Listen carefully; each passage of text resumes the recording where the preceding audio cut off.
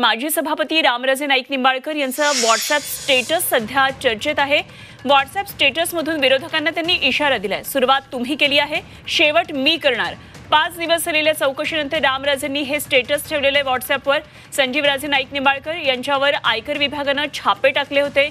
सातत्याने 5 दिवस आयकर विभागाकडून त्यांच्या वेगवेगळ्या ठिकाणी असलेल्या घरांसंदर्भात चौकशी होत होती, तिथल्या कागदपत्रांची चौकशी होत होती आणि माजी सभापती रामराजे नाईक निंबाळकर यांनी आज एक स्टेटस ठेवलंय आणि त्यामध्ये त्यांनी सुरुवात तुम्ही केली आहे, शेवट मी करणार असा धमकीवजा इशारा विरोधकांना दिलेला आहे। रामराजे नाईक निंबाळकर यांचे बंधू संजीवराजे नाईक निंबाळकर यांच्यावर 5 फेब्रुवारीला आयकर विभागाने छापा टाकला होता।